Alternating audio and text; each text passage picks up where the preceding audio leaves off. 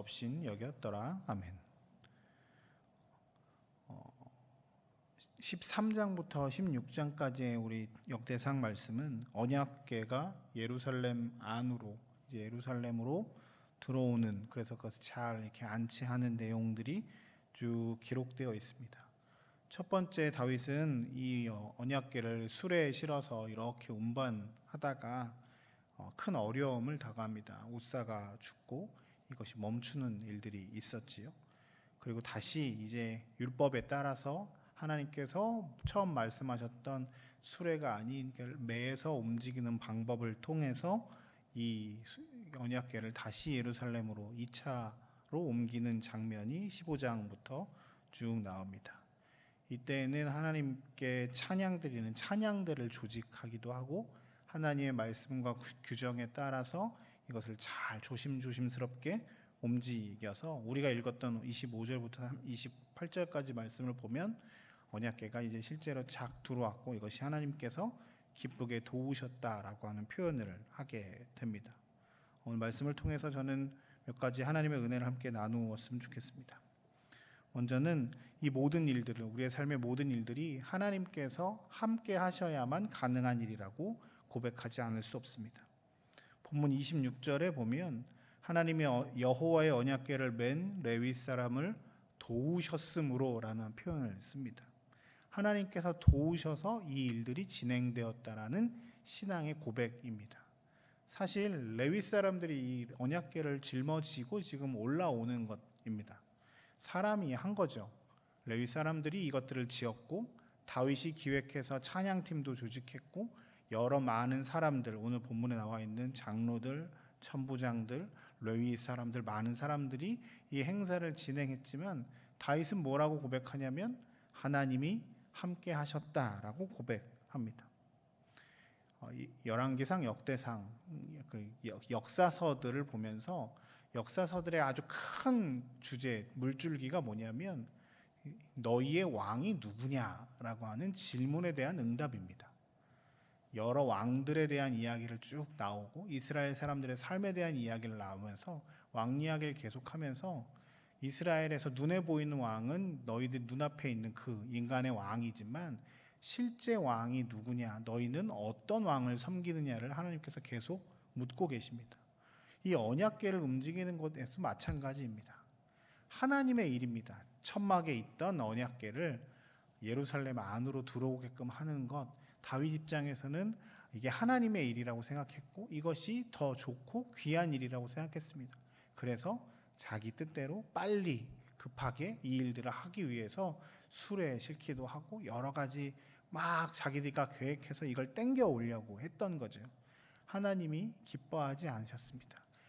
하나님의 임재의 상징인 언약궤가 움직이는데 사람의 힘으로, 사람이 좋아하는 방식으로, 사람이 계획한 대로가 아니라 하나님이 움직이셔야 됨을 말씀하시면서 이것들을 멈추게 하셨습니다.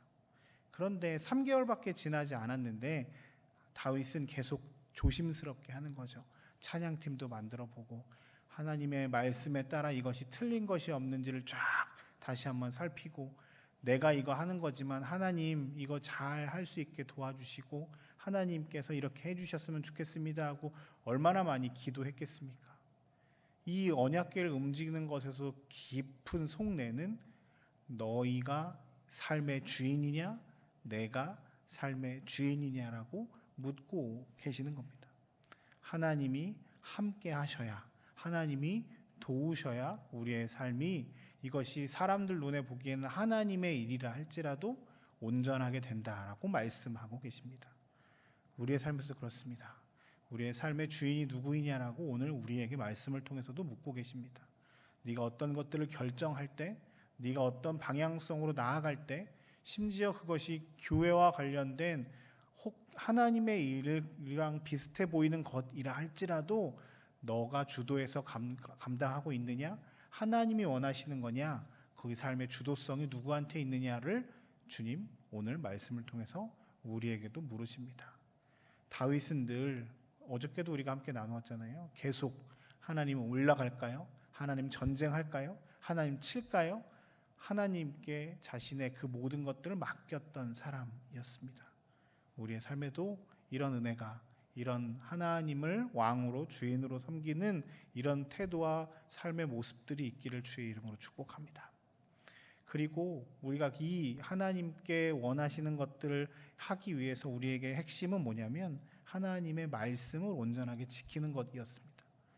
레위 사람들에 의해서 매고 움직여야 되는 것들을 마음이 급한 나머지 수레로 움직이는 게 편하잖아요. 훨씬 좋고 안전할 수도 있고, 매는 것보다 수레로 움직이는 게 더 안전할 수 있고, 사람 생각에는 이렇게 하는 게 좋다라고 했지만 그 기준은 바로 하나님 말씀이 되는 거였습니다.